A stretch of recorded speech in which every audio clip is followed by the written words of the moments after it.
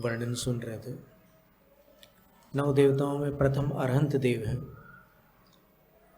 और अरहंत देव 63 कर्म प्रकृतियों से रहित होते हैं, ये पहले बताया गया। और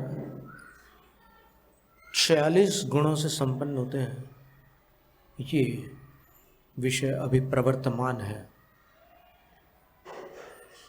46 गुणों की गणना तो अपन ने कर ली थी, लेकिन अब उनका विवरण चल रहा है। 46 गुणों में 34 अतिशय हैं, जन्म के 10, केवल ज्ञान के 10, 14 देवकृत, फिर 8 महाप्रातिहार्य है, अनंत चतुष्टय 4 हैं। ऐसे 46 गुण हैं।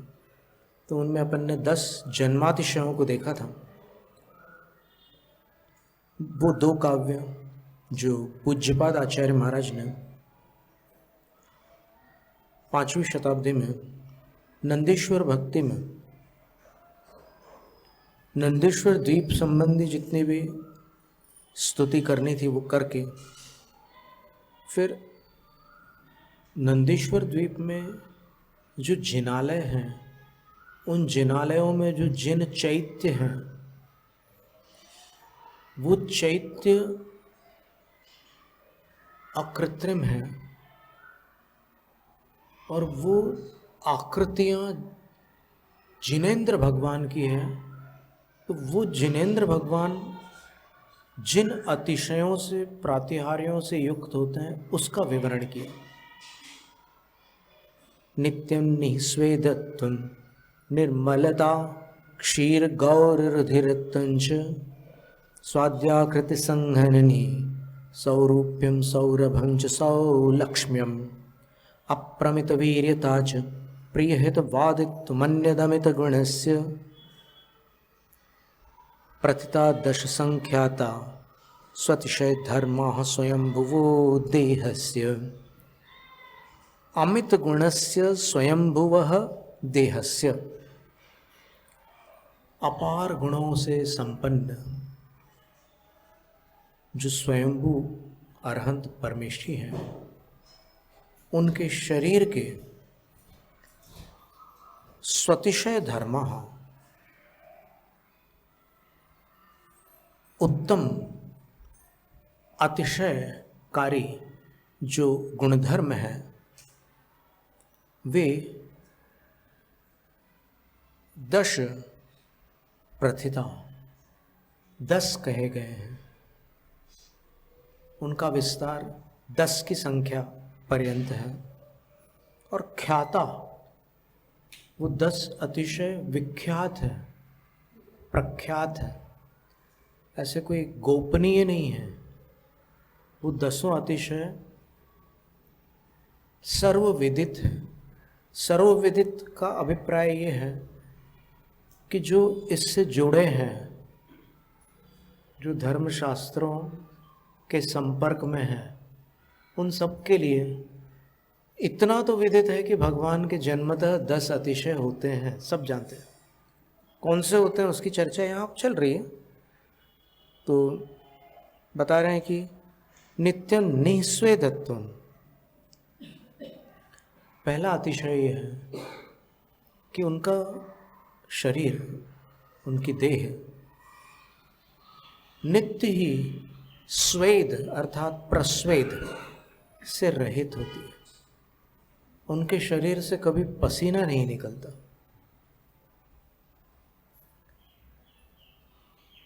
ये केवल तीर्थंकर के शरीर का अतिशय है इस कर्म भूमि में। शेष शलाका पुरुषों की इसमें चर्चा नहीं की जा रही है, केवल तीर्थंकर को ग्रहण किया जा रहा है। और निर्मलता, मल नहीं बनता उनके शरीर में। वो जो भी भोजन ग्रहण करते हैं वो केवल धातु रूप परिणत होते हैं। रसाद रक्तं ततो मांसम मांसान मेध प्रवर्तते मेध सोस्ति ततो मज्जा मज्जाया शुक्र संभवः। 7 धातुओं में भोजन परिणत हो जाता है, लेकिन मल रूप परिवर्तन उनके शरीर में नहीं होता है। क्षीर गौर रुधिरत्वंच, और उनका रुधिर अर्थात उनका रक्त, उनका लहू,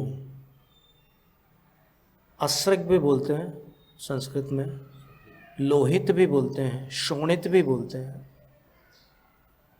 तो अस्रक मांस, अस्रक रक्त को कहते हैं। रसास्रंग मांस मेदोस्ति मज्जा शुक्राणि धातवः, ये भी एक संस्कृत श्लोक है आयुर्वेद में, कि सबसे पहली धातु रस है, क्योंकि भोजन जाता है तो अंदर रस का अवशोषण होता है शरीर के अंदर, आहार नलिका में। फिर अस्रिक, उस रस से रक्त बनता है, क्योंकि वो रस विज्ञान के अनुसार हेपेटोपोर्टल सिस्टम में जाता है और फिर वो ब्लड में चला जाता है। और अपन पानी वानी पीते हैं तो अपने को ऐसा लगता है कि भोजन के पश्चात या जल अधिक सेवन करने के पश्चात जो शरीर से एक्सक्रीटरी सिस्टम बताइए मेडिकल में, विसर्जन तंत्र,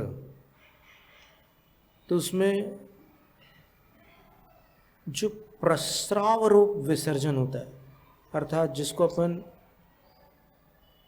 लघु शंका कहते हैं, तो अपन ऐसा समझते हैं कि ये अपन ने पानी पिया है उससे ये हो रहा है, पर वस्तुतः वो जो भी आहार नली में जाता है वो रस बन करके रक्त में समाविष्ट हो जाता है, और रक्त जब गुर्दों के माध्यम से फिल्टर होता है, छनता है, तो फिर उसका जो विसर्जनीय भाग होता है वो मूत्र की श्रेणी में परिगणित होता है। तो भगवान के शरीर में कोई भी विसर्जनीय तत्व रहता ही नहीं है। वो जो कुछ भी लेते हैं सब कुछ धातु रूप परिणत होता है, और उनका रक्त क्षीर गौर होता है, दूध के समान गौर वर्ण का रुधिर होता है उनका।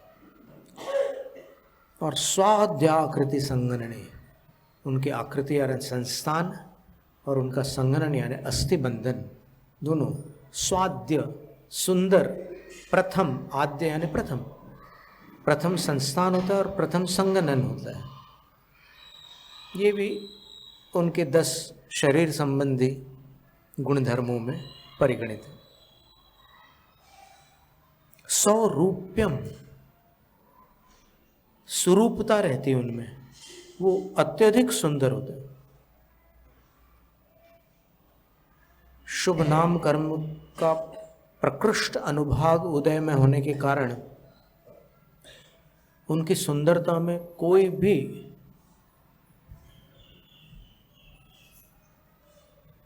न्यूनता नहीं आ पाती, किसी प्रकार की न्यूनता नहीं होती। इसलिए मानतुंग आचार्य महाराज ने भक्तामर के 12वें काव्य में कहा,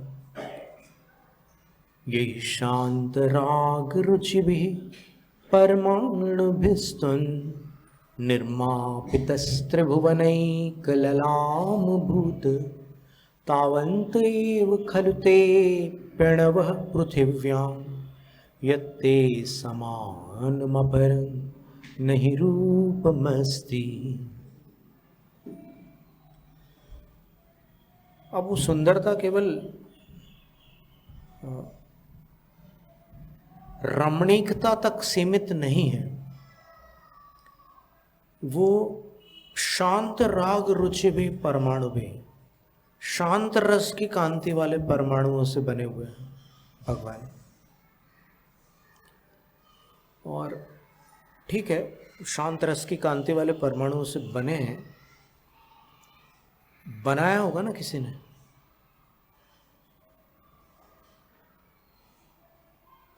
अपने आप तो कुछ नहीं होता, उसमें कोई ना कोई निमित्त उपादान तो अपेक्षित है। तो इसलिए आचार्य मानतुंग स्वामी ने निर्मितः नहीं लिखा, निर्मापितः लिखा। निर्मित का अर्थ होता है बने हुए, निर्मापित का अर्थ होता है बनाए हुए। तो जिन शांत रस की कांति वाले परमाणुओं के द्वारा त्वं निर्मापितः, आप बनाए गए, ते अणवः अपि, वे अणु भी, तावंत एव खलु, ठीक उतने ही थे। अर्थात आपके निर्माण के उपरांत उस श्रेणी के कोई परमाणु शेष नहीं रह गए। और इसकी पुष्टि के लिए उन्होंने अंत में हेतु दिया, यत्, क्योंकि ते समानम अपरम रूपम नहीं अस्ति, आपके समान कोई दूसरा रूप है ही नहीं। अर्थात आप जैसा सुंदर कोई अन्य नहीं है। अगर परमाणु अधिक होते तो जो अतिरिक्त परमाणु हैं उनसे उस श्रेणी का कोई रूप बन सकता था, लेकिन वैसा रूप नहीं बना।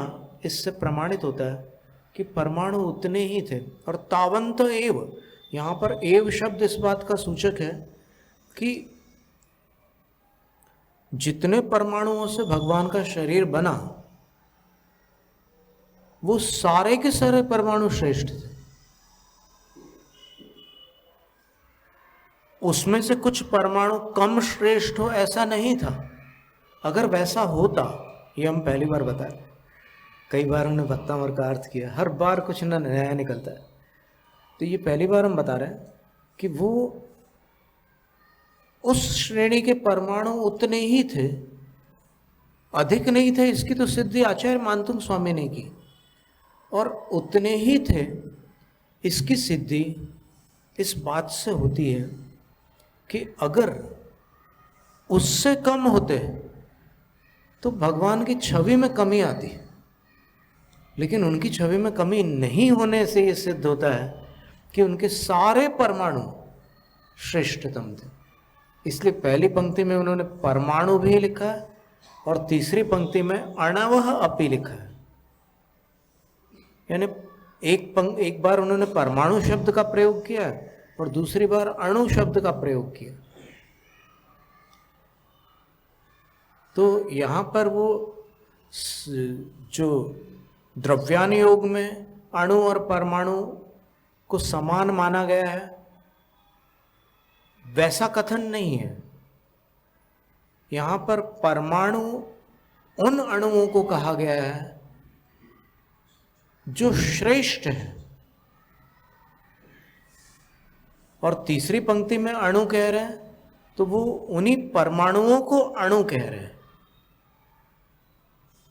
कि वो जो परम श्रेणी वाले अणु थे वैसे अणु ठीक उतने ही थे। तावंत एव, एव का अर्थ होता है ही, और खलु का अर्थ होता है ठीक उतने ही, निश्चित उतने ही। तो ये दो शब्दों का प्रयोग उन्होंने किया। तावंत एव में काम हो जाता था ना, खलु लिखने की आवश्यकता क्या थी? तो इसका मतलब यह है कि एग्जैक्ट, खलु का अर्थ है एग्जैक्टली। एग्जैक्ट का अर्थ क्या होता है? कुछ भी कम ज्यादा नहीं, बिल्कुल उतना।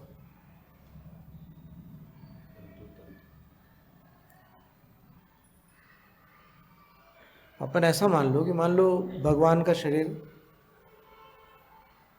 समझ लो उनकी उंगली 27 लाख स्कंदों से बनी है। तो उन 27 लाख स्कंदों के जितने परमाणु वो सारे के सारे एक ही श्रेणी के थे। और पूरा शरीर जितने परमाणुओं से बना वे परमाणु समाप्त हो गए। उसके बाद और कोई वस्तु वैसे परमाणुओं से नहीं बन सकती थी, क्योंकि वैसे परमाणु पूरे यहां खर्च हो चुके थे।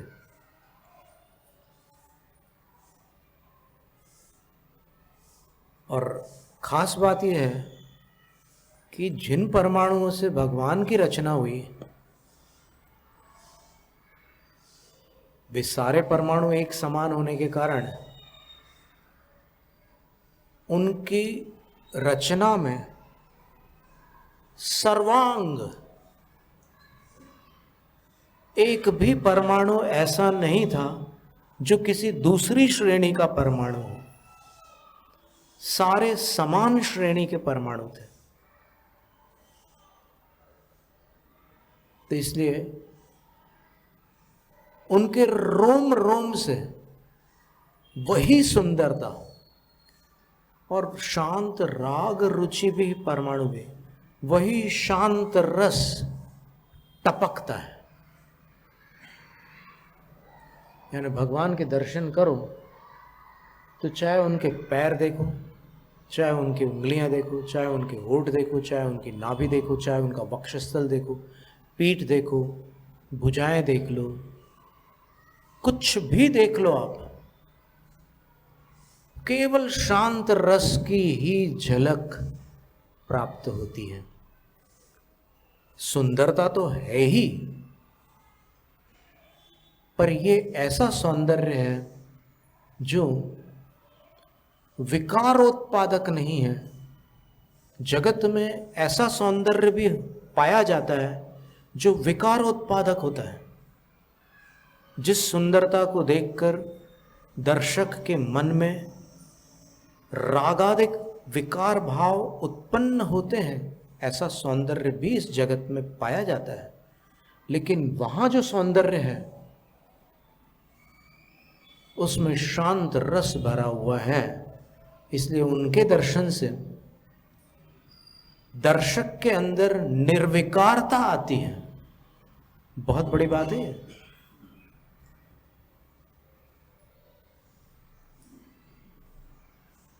उद्गल द्रव्य है और दर्शक के पास चक्षुर इंद्रिय है और उसके अंतरंग में मन है,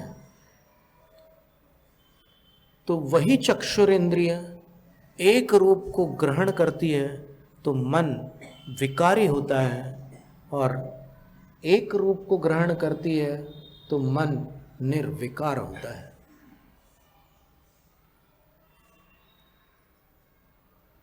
इसी का नाम निमित्त नैमित्तिक संबंध है। वह रूप निमित्त है और उस रूप को देखकर उत्पन्न होने वाला आत्मा का भाव नैमित्तिक भाव है। अंतरंग निमित्त कर्मोदय है, बहिरंग निमित्त ये नौकर्म है।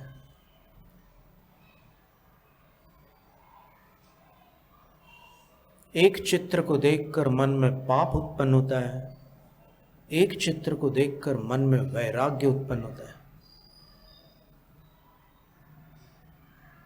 क्यों? क्योंकि द्रव्यों में वैसी शक्तियां हैं, वैसी क्षमताएं हैं। भगवान की छवि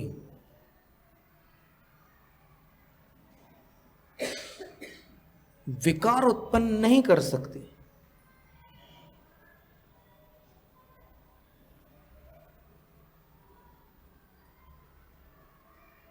महापुराण में लिखा है कि जैसे गरुड़ की मुद्रा विधिवत अगर उसका प्रयोग किया जाता है तो विष नाशक होती है, उसी प्रकार भगवान की मुद्रा अगर विधिवत दर्शन किए जाए तो पाप नाशक होती है। क्या सुंदर बात है।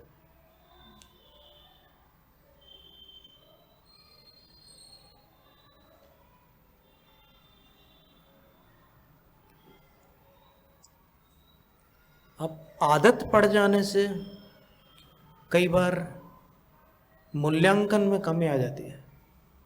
ये मानव मन के विषय में एक नियम है अति परिचयाद अवज्ञा, अधिक परिचय होने से फिर अवज्ञा अर्थात अनादर जैसा होने लगता है।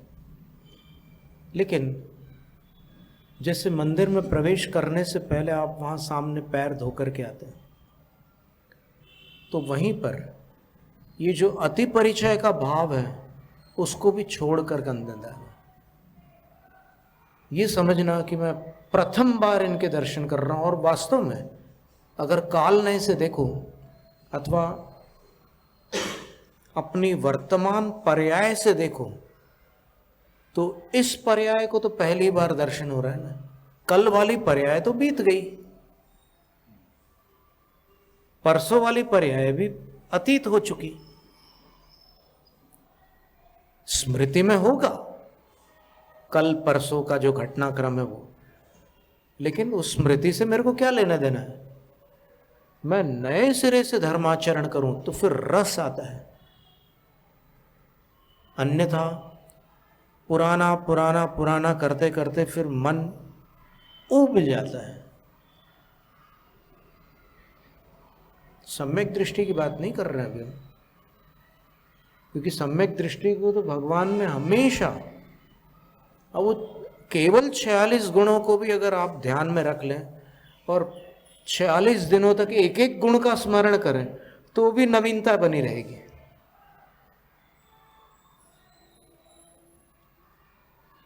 तो ये धर्म इसको नवीन बनाए रखते हुए इसकी आराधना करने से निरंतर उत्साह और आनंद बना रहता है। और अति परिचय करके अपन क्रिया करते हैं तो फिर वो क्रिया फिर सबकॉन्शियसली होने लगती है और कॉन्शियसली अपना मन कहीं दूसरी जगह चला जाता है। माने आप क्रिया कर रहे हैं और आपको इतना अभ्यास हो चुका है कि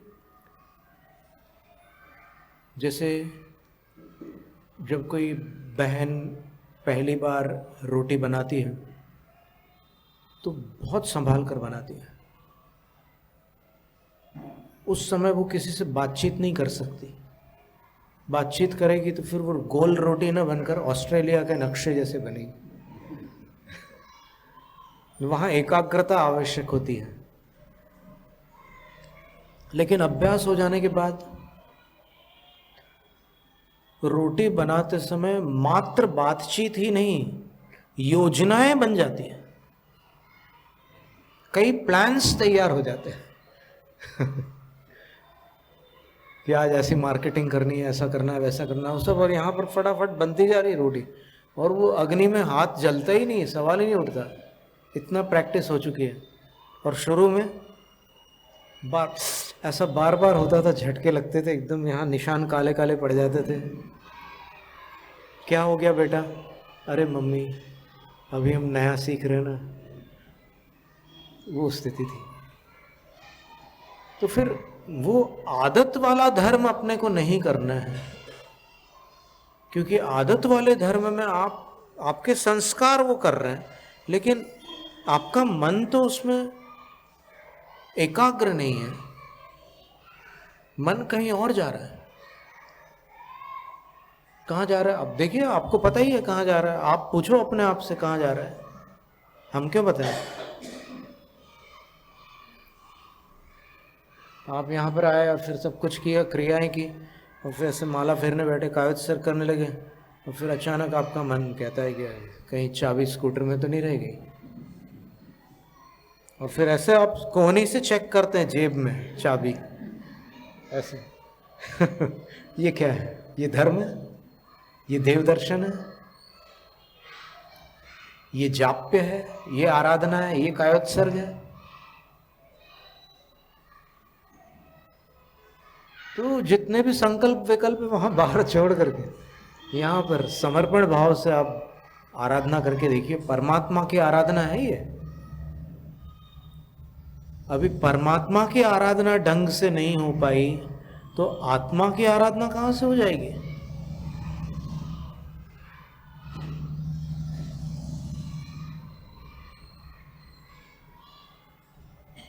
और इसीलिए अपन परमात्मा के स्वरूप को समझने के लिए उनके इन गुणों पर इस समय कुछ दृष्टिपात कर रहे हैं।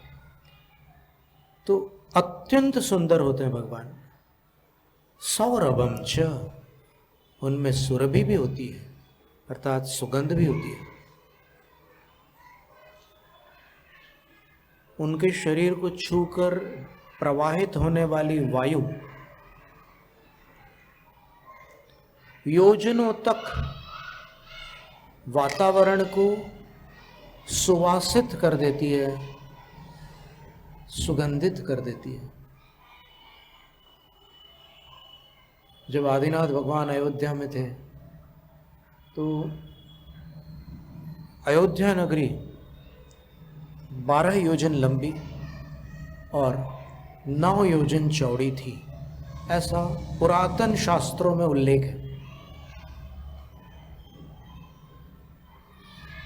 यदि आज के इंटरनेट के गणित के अनुसार 1 योजन को 13 किलोमीटर माना जाए तो फिर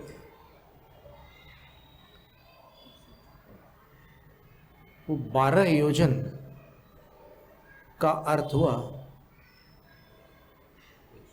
12 into 13, 156 किलोमीटर लंबी थी अयोध्या नगरी और चौड़ाई 9 योजन की बताई है।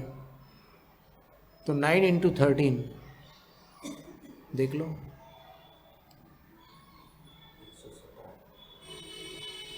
तो भगवान की खुशबू अनायास वहां फैली रहती थी। धूप आदि से जो भी भक्ति आराधना अर्चना पूजा की जाती रही होगी तो उसकी खुशबू तो मिश्रित आती होगी, क्योंकि भगवान की खुशबू तो ऑलरेडी फैली हुई है। तो ये भी एक अतिशय है। 100 लक्ष्म्यम, और भगवान के शरीर में 900 तिल होते हैं। 108 लक्षण होते हैं। तो वो तिल को व्यंजन कहते हैं और इसको लक्षण कहते हैं, पर लक्षण को उपलक्षण मान करके व्यंजन और लक्षण सबको सम्मिलित करते हैं तो 1008 संख्या आती है। यानी तिल, लहसुन, चिट्टे, मस्से ये व्यंजन के अंतर्गत आते हैं, और लक्षण के अंतर्गत जो उनके शरीर में ये श्रीवत्स का चिन्ह होता है हृदय स्थल पर, वक्षस्थल के मध्य श्रीवत्स का एक चिन्ह होता है। इसी तरह उनके चरणों में दाहिने पैर के नीचे जो चिन्ह होता है, अंगूठे में नहीं, दाहिने पैर के नीचे जो चिन्ह होता है, क्योंकि सब लोगों ने यही पढ़ा है कि भगवान का जो चिन्ह होता है वो उनके पैर के अंगूठे में होता है। ये अंगूठा कहाँ से आया, हमने अनुसंधान करने का प्रयत्न किया, अन्वेषण किया शास्त्रों का, पर अनेक शास्त्रों का आलोडन करने पर भी तिलोय पंडिती में गाथा मिली, दाहिण पायम में होई जो चिन्हम, ये लिखा है। दाहिने पैर में जो चिन्ह होता है वो चिन्ह भगवान का चिन्ह होता है। अंगूठा पता नहीं कहाँ से आ गया, तो कुछ कह नहीं सकते। ये काल ऐसा चल रहा है कि यहाँ पर बहुत सारी नई नई चीज़ें आ जाती है जो शास्त्र में नहीं आ पाती। जो चीज़ केवली की वाणी में नहीं है वो चीज़ें आज व्याख्यानों में अपने को प्राप्त हो रही है। तो वो अंगूठे वाली बात का संशोधन कर सकते हैं आप, और यदि किसी के पास उसके प्रमाण हो तो संशोधन ना करें, अंगूठे की बात को बरकरार रखें। पर वो प्रमाण हमें भी दिखा देना, क्योंकि अभी तक हमें मिला नहीं, तो हमें भी देखने की इच्छा है। तो वो भी उसमें आता है 1008 चिन्हों में। फिर उनकी हथेली पर चक्र, शंख, ध्वज, कलश, मत्स्य, सूर्य, चंद्र, स्वस्तिक आदि सुंदर सुंदर अनेक चिन्ह होते हैं।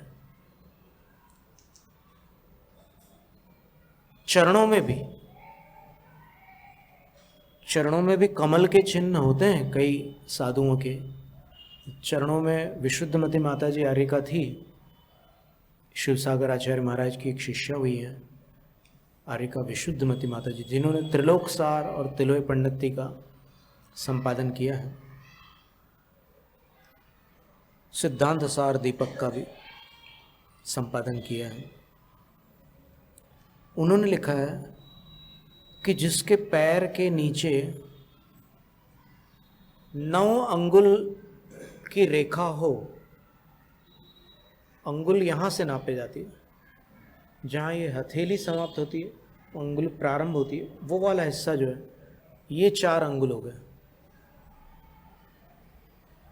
क्यूबिट्स बोलते हैं इंग्लिश में इसको। ये 4 अंगुल हो गए, ये यहाँ से लेकर यहाँ तक। तो इसी से ये 8 अंगुल हुई, फिर इसमें 1 अंगुल और जोड़ दो, ये 9 अंगुल। जिसके चरण के नीचे, जिसके पग तल में 9 अंगुल लंबी रेखा होती है, उसके दीक्षा योग होता है।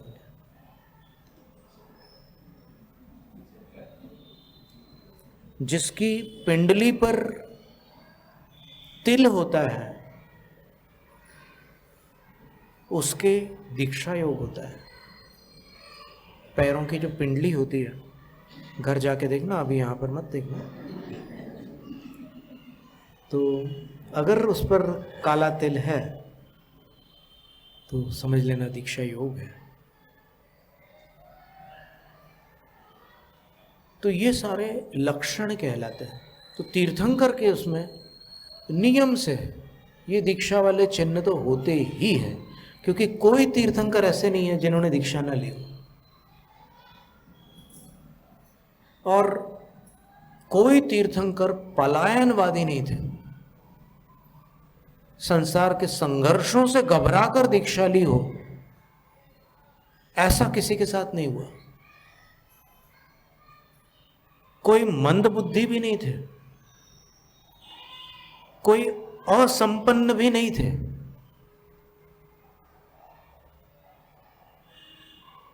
किसी अभाववश किसी ने दीक्षा ली हो, ऐसे कोई तीर्थंकर नहीं हुए। सब कुछ होते हुए भी सब कुछ त्यागने वाले तीर्थंकर हुए, और प्रसन्नता पूर्वक उन्होंने त्याग किया।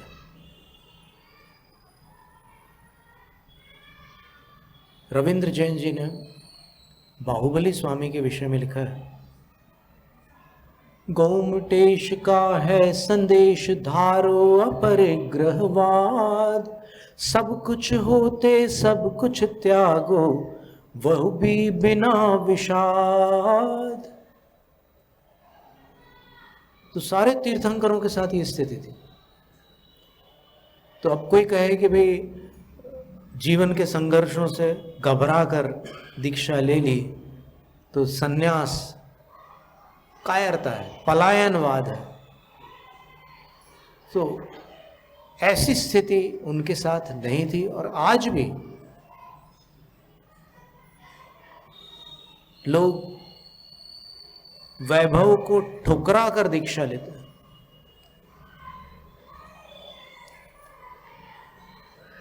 परिस्थितियों से भागकर दीक्षा नहीं लेते, क्योंकि भागने वाला वहां से भी भाग सकता है। वहां कोई बहुत अनुकूल परिस्थिति मिलने वाली हो, ऐसे सपने मत देखना, क्योंकि दीक्षा के बाद कुछ नियम तो ऐसे हैं जो परमानेंट लाइफ लॉन्ग चलेंगे। जीवन भर पैदल चलना होगा, बाल हाथों से अलग करने होंगे, एक बार भोजन और उसी समय जल का भी सेवन करने मिलेगा, उसके बाद कुछ नहीं। और अन्य भी अनेक बातें हैं।